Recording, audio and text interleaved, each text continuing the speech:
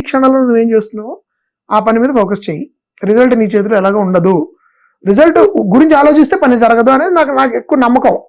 కానీ ఇదిగో ఇది మాత్రం ఒకటి ఉంది ఎవడో చెప్తున్నప్పుడు ఈ కాంట్రడిక్షన్ అనేది మన జీవితంలో అంతర్భాగం అయిపోయింది. అంతర్భాగం కాదు, అది వెన్నంటే నీడలాగా ప్రభావితం కూడా చేసేస్తాం మామూలుగా చేయదు. పర్సనల్ డెసిషన్స్ ని, పెళ్లి, అన్ని, పార్ట్నర్, ఉద్యోగం, చదువు అన్నిటినీ ఎంతో కొంత అది గైడ్ చేస్తాం. ఎగ్జాక్ట్లీ. ఇప్పుడు అశ్విని దత్ గారు ఆయనకు టైంలో ఏదో టైం కొంచెం 10 years టైం రన్ అవుతున్న టైంలో విజయవాడలో ఆయనకు తెలిసిన ఒక ఆస్ట్రాలజీ దగ్గరికి వెళ్తే ఆయన చెప్పాడంట, నువ్వు ఈ టైం వరకు సినిమా తీయకు, రోజు 100 రూపాయలు రూపాయి నోట్లు బ్యాంక్కి వెళ్ళి తెచ్చుకుని రోజు ఆ 100 రూపాయలు చింపి బయట పారబోయిస్తుండు.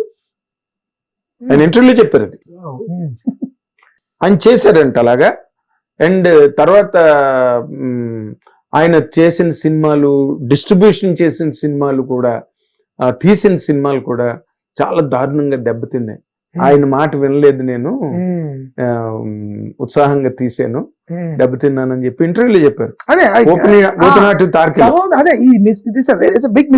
ఇప్పుడు మీరు చెప్పారు వద్దు నువ్వు డ్రైవర్ లేకుండా వెళ్ళకనంటే మర్చిపోయాను అసలు. 2015లో చెప్పారండి, 2016 వెళ్ళినప్పుడు నాకు గుర్తు కూడా లేదండి, పూర్తిగా మర్చిపోయాను. నేను క్యాజువల్ గా వచ్చాను, అతను డ్రైవర్ ఏదో పని మీద వెళ్ళాడు, సరే ఓకే నేను వెళ్ళిపోయాను.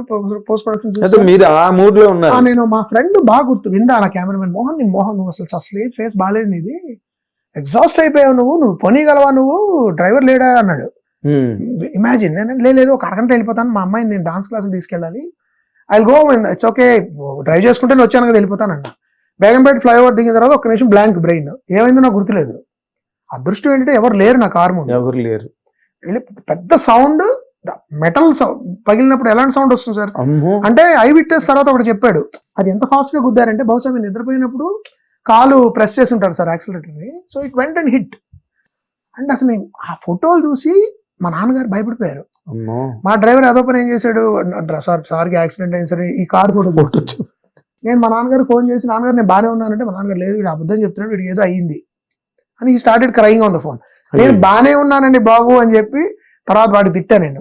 అంటే తర్వాత మన ప్రత్యక్షంగా చూసే వరకు మా నాన్నగారు నమ్మలేదు, నాకేం అవ్వలేదు అని. ఎందుకంటే ఆ కార్ మీరు చూస్తే ఇప్పుడు మీరు you will not believe sir, నాకే నమ్మకం లేదు. మరి అలాంటి యాక్సిడెంట్ లోనే కదండి ఇప్పుడు మన నారాయణ కాలేజెస్ నారాయణ గారు అబ్బాయి నైట్ ఎనీథింగ్ కుడ్ హ్యాపెన్. అసలు మీరు ఆ ఫోటో చూసి నేను అప్పుడు బయటకు వచ్చినప్పుడు ఆయన అడిగా, అంటే is it return that it's fatal? లేదండి అలాంటి ఇండికేషన్స్ మాకు ఉండవు అన్నాడు ఆయన. ఫేటల్లా కాదా అని చెప్పరట అవి. There is this danger in this point లో, ఇది కనబడుతుంది, జాగ్రత్తగా ఉండమని చెప్తారు. అది ఇప్పుడు ఇలాంటి సందర్భాల్లోనే ఇప్పుడు ఇలాంటి మూఢనమ్మకాలనండి, లేకపోతే ఇంకోటనండి, మితిమీరిన విశ్వాసం కానివ్వండి, ఈ turns out to B weakness.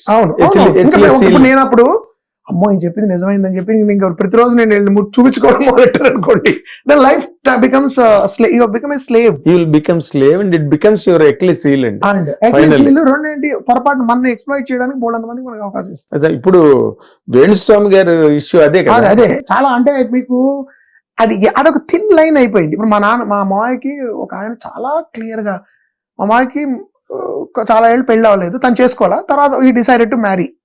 ఎలాంటి వాళ్ళు అంటే ఒక ఆయన ఉన్నారు, ఆయన పేరు Malladi Ramakrishna, Malladi very well known, Chandrasekhar Sastri గారు ఎవరు విజయవాడలో ఉంటారు ఆయన, వెరీ ఫేమస్ పామిస్ట్ ఆస్ట్రాలజర్ ఆయన.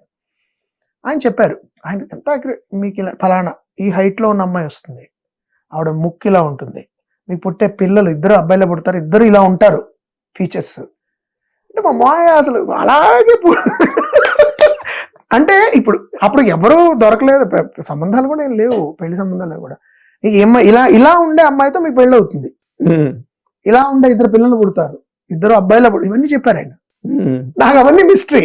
హౌ డూ దే, అంటే ఏదైనా కొంత ఉందా ప్రెడిక్షన్? అంటే అది బ్లైండ్ అకల్ట్ ప్రెడిక్షనా, or is there some instinct gut ఫీలింగా, లేకపోతే ఏమైనా సమ్ మిస్టీరియస్ ఇన్స్టింక్టా, లేకపోతే ఈస్ దేర్ సైంటిఫిక్లీ డిడక్టిబుల్ ఒక ఫార్ములా ఏమైనా ఉందా దానిలో? డిటెక్టబుల్ ఫార్ములా అది మనకి తెలియదు. So I don't want to judge people who believe, but I want to definitely say that any belief that becomes superstition, నమ్మకం ఎప్పుడైతే మూఢ నమ్మకం అవుతుందో డెఫినెట్లీ అది మాత్రం డేంజరస్. నమ్మకం సీరియస్ అయితే that turns out to be superstition అండి. Simple logic. అంటే దాని మీద మీరు డిపెండ్ అయిపోయి నమ్మకం మీకు బలం ఇవ్వకుండా మీరు దాని మీద ఆధారపడిపోవడం మొదలెట్టినప్పుడు అది బలహీనలు అయిపోతారు మనిషి కింద. You become completely vulnerable, will make you the most irrational stupid fellow. That is what ఈ సారంగపాణి జాతకం అబౌట్.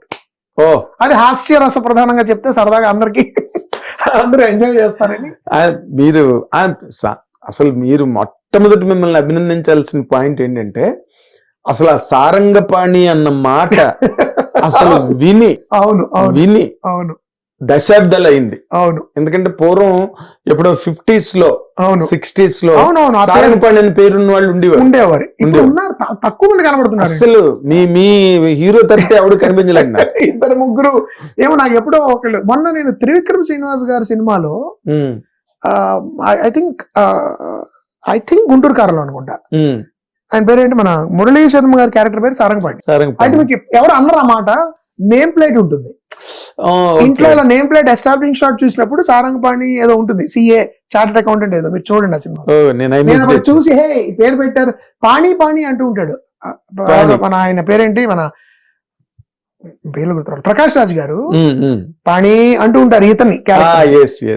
నేను పాణి తర్వాత నేను చూసినప్పుడు రెండోసారి మళ్ళీ ఎప్పుడో చూసినప్పుడు సారంగపాణి అని ఉంది. I think that is recent గా నేను చూసింది అదే ఆ పేరు వాడడం. ఇప్పుడు మామూలుగా ఈ పాణి అన్న పేర్లు చక్రపాణి, పినాకపాణి ఇప్పుడు పెద్ద మీకు జోక్ కూడా పెద్ద పినాకపాణి గారు ఉన్నారు కదా. అవును, శ్రీపాద్ పినాకపాణి గారికి ఏదో అవార్డు వచ్చినప్పుడు హిందీ వాళ్ళ పేరు పలకడం చేత కాక పినాకపాణి అన్నారు. యాక్చువల్ జోక్ నేను దీనిలో పెట్టాను. దీనిలో సారంగపాణి తండ్రి పేరు పినాకపాణి.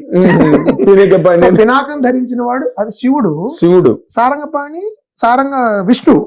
సో శివుడు కొడుకు విష్ణు అన్నట్టు మీనింగ్ వస్తుంది. అవును, యాక్చువల్లీ భాగవతంలో శారంగం అదే నేను ఐ వాంట్ సారంగం అన్నది one of the weapons of lord Vishnu.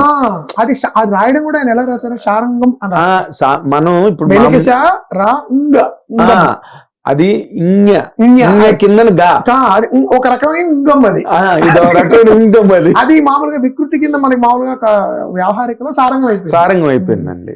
కానీ అది అలాంటి విచిత్రమైన ఇన్సైట్స్ కూడా మనకి తారసపడుతుంది. అయితే మీరు గుంటూరు కారం చూసి పెట్టలేదు, ఎప్పుడో లాంగ్ బిఫోర్ పెట్టింది. ఈ పేరు రహస్యం ఏంటంటే ఈ టైటిల్ చాలా మందికి, నా ఆప్తులకి, కొంతమంది ప్రొడ్యూసర్స్ కి, ఫర్ ఎగ్జాంపుల్ వివేక్ కూచిపట్ల గారు ఉన్నారు కదా, ఆయనకి ఈ కథ ఐడియా తెలుసు. అంటే 2013లో నేను దాము గారికి, కేఎల్ దామోదర్ ప్రసాద్ గారికి అంతకుముందు ఆ తర్వాత సినిమా చేసినప్పుడు నాకు ఈ ఐడియా ఉండేది దాని టైటిల్ తో సహా. సో వివేక్ గారు అప్పుడు అక్కడ వర్క్ చేసేవారు దాము గారితో. సో నేను సారంగపాణి సో ఆ తర్వాత ఎప్పుడు కనబడినా వివేక్ గారు, మోహన్ గారు సారంగపాణి జాతకం అంటుండేవాడు, చేద్దామని. అలా కుదరలేదు. Then I did